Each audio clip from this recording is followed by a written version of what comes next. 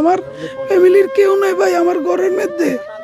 আমার বাচ্চারা আমি একবার দেখছি, শুধু এয়ারপোর্টে আসি একবার দেখছি, আর কেউ নেই ভাই। আমি বিদেশ আমার ওয়াইফের সাথে আমি 1 মাস 10 দিন সংসার করছি ভাই। আমি রিলেশন করে বিয়ে করছি ভাই। আমার ভিসা হওয়ার পরে যখন চলে যাবো আমি ওরে বিয়ে করছি। বিয়ে করার পরে 1 মাস 10 দিন ছিলাম। আমি যাওয়ার পরে আমার বাচ্চা হয়েছে। আমি 2 বছর 7 মাস পরে আইছি, কিন্তু এখন আমার সবকিছু দুঃখ হয়ে গেছে ভাই।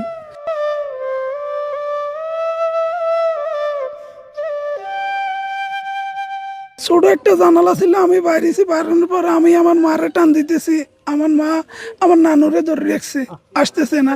নানুরে টান দিছি, মা ধরে মারে ধরে রাখছে। আমার ওয়াইফরে টান দিছে, এর বাচ্চা ধরে রাখছে। আমার বড় ভাবিরে আমি টান দিছি, এর বাচ্চা আমার মেজো ভাইয়ের বাচ্চারে ধরে রাখছে। আর আমার মেজো ভাইয়ের ওয়াইফ কিভাবে আসছে আমি বলতে পারি না, আমি দেখি না এই কিভাবে বাইরে গেছে। তারপরে সবাই পানি নিছে, রাস্তার উপরে অনেক মানুষ ছিল ভাই। আমি ফাঁদ হচ্ছি, আসেন ভাই একটু নামেন, নামি একটু ধরেন। কেউ আসে নাই ভাই, কেউ আসে নাই। ধুয়ে আসো, সবকিছু ফ্রেশ করে আসো, এখানে বাথরুম আছে। বলতেছে না লাগবে না। আমি নিজে গাড়ির থেকে নামি ওরে বলতেছি চা খাইবে না কফি খাইবে, ও বলতেছে কফি খাবো। আমি কফি নিয়ে দিছি, বাদাম নিছে একটা, পানি দিয়ে বলতেছি এটা দিয়ে মুখে ধুয়ে নাও। এই পানি দিয়ে মুখে ধুয়ে না, এর উপরে বলতেছে আস্তে আস্তে। এক হাতে চা খায়, এক হাতে স্টার্টিং, হেরাতে এক হাতে স্টার্ট দিছে গাড়ি। আমি তার কোনো ড্রাইভিং এর কোনো কিছু ভালো লাগে না। স্টার্টিং ঘুরাবে, স্টার্টিং থেকে ও শিখুন ইতনা এত বড় একদম এর ড্রাইভারের কাতারে যায় না। এর ছবি আছে ফেসবুকে, দেখছেন কে জানে। তারপরে সে বলতেছে না আমি আস্তে আস্তে যাবো, আস্তে আস্তে যাবো। তারপর সে এদের দিয়ে একটা রোড আছে, কি নাম জানি, মইফেল থেকে ঢুকছে বাঙ্গা, একদম বাঙ্গা রোড। ওই জায়গা দিয়ে একদম আস্তে আস্তে আস্তে আস্তে আমাদের বৈশাখপুরের রোড একটা আছে, ওইটা তুটি সুমনি বাজারতে আসছে। আর একটা গাড়ি, একটা কিছু নাই রাস্তার মধ্যে, 120 100 টানতেছে। আমি বলতেছি আমরা চলে এসেছি, আস্তে যাও।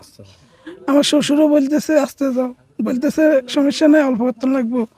সে ওই জায়গাতেও ঘুম যাইতেছে। আমার শ্বশুর বলতেছে তুমি বিয়ে করছো না, বিয়ে করলে এক হাতে কথা বলো তোমার ওয়াইফের সাথে, এক হাতে ড্রাইভিং করো, তাহলে আর ঘুমাইতো না। বললে না আমি বিয়ে করি নাই। তাহলে তোমার মারে ফোন দাও। আমার শ্বশুরে মার সাথে কথা বলো, কয় না, কয় এরা কেউ যাগো না। কয় তাহলে তোর বন্ধু বান্ধব যাগো না, বন্ধু বান্ধবের সাথে কথা বলো। কয় কে লাগবো না, আমি চলে যাবো, আমি চলে যাবো।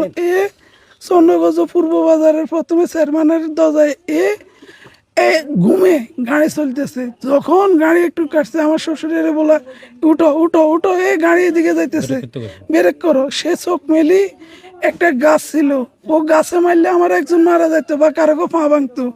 এই গাছে মারে না, গাড়ি আরো নামাইছে, নামানোর পরে যাইতেছে। একটা ফিলার ছিল, ওই ফিলেরও মারে নাই, আরো নামাইছে। নামানোর পরে গাড়ি ডাইরেক্ট সামনে চলে গেছে, মাঝখানে গেছে। গ্লাস ভাঙে আমার মেয়ের দিকে এবং কি আমার ওয়াইফের দিকে, সবার দিকে আসতেছে। আমি এরকম সবাই ঠেকে নিয়েছি। গাড়ি পানিতে পড়ার পরে 10 মিনিট আমরা এখান থেকে অন্তত 100-200 এদিকে যাইতেছি। 10 মিনিটের নতুন গাড়ি এরকম ভাসতেছে পানির উপরে। আমার শ্বশুর আর আমার বাবা গাড়ি থেকে বাইরে গেছে, এরা সামনে ছিল। বাইরে গিয়ে যাওয়ার পরে এরা বলতেছে তুই গাড়ির লক খুলে দে, এরা বাইরে যাইবো। আমরা দরজা খুলে দিই। আমি ভিতর থেকে বলতেছি লক যদি না ধরে পানির কারণে চাবি দি দে। এরা বাইরে থেকে চাবি খুলে দিব। এ কি করছে, চাবিও দেয় না, লকও খুলে না। ও সাইডের দরজা খুলি, বাইরে যাওয়ার সাথে সাথে ওইখান দিয়ে পানি ঢুকি, সামনে সাইড গাড়ি এরকম হয়ে গেছে। ছোট একটা জানালা ছিল, আমি বাইরেছি, বাইরানোর পর আমি আমার মারে টান দিতেছি, আমার মা আমার নানুরে ধরে রাখছে, আসতেছে না। নানুরে টান দিছি, মারে ধরে রাখছে। আমার ওয়াইফরে টান দিছে, এর বাচ্চা ধরে রাখছে। আমার বড় ভাবিরে আমি টান দিছি, এর বাচ্চা আমার মেজো ভাইয়ের বাচ্চারে ধরে রাখছে। আর আমার মেজো ভাইয়ের ওয়াইফ কিভাবে আসছে আমি বলতে পারি না, আমি দেখি না এই কিভাবে বাইরে গেছে। তারপরে সবাই পানি নিছে, রাস্তার উপরে অনেক মানুষ ছিল ভাই। আমি ফাঁদ হচ্ছি, আসেন ভাই একটু নামেন, নামি একটু ধরেন। কেউ আসে নাই ভাই, কেউ আসে নাই। আমাদের ডুবুরিরে কল দিছে, আমাদের বাংলাদেশের কারণ ডুবুরিরে কল দিছে, ওরা আসছে ফায়ার সার্ভিস। ওই জায়গায় আগুন লাগছে, আগুন নিবে তো ফায়ার সার্ভিস।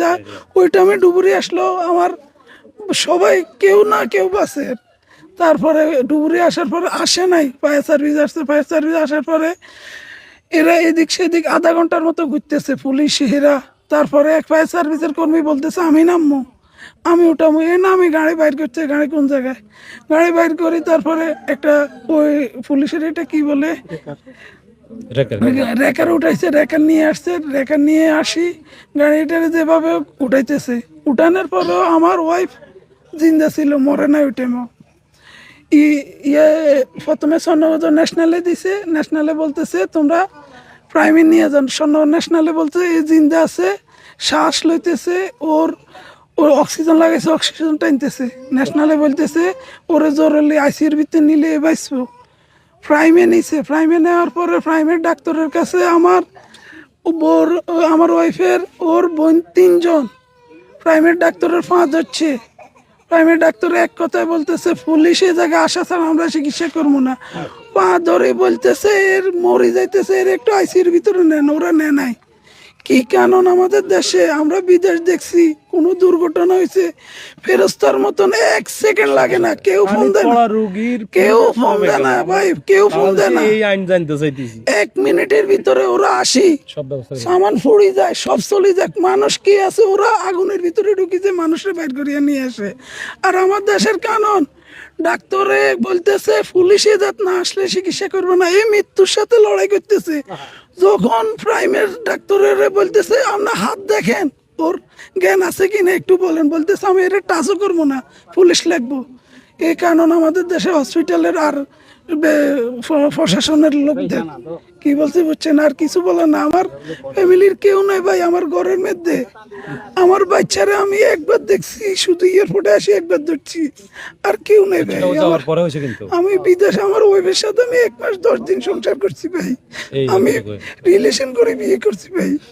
আমার ভিসা হওয়ার পরে যখন চলে যাবো আমি ওরে বিয়ে করছি, বিয়ে করার পরে 1 মাস 10 দিন ছিলাম, আমি যাওয়ার পরে আমার বাচ্চা হয়েছে, আমি 2 বছর 7 মাস পরে আইছি।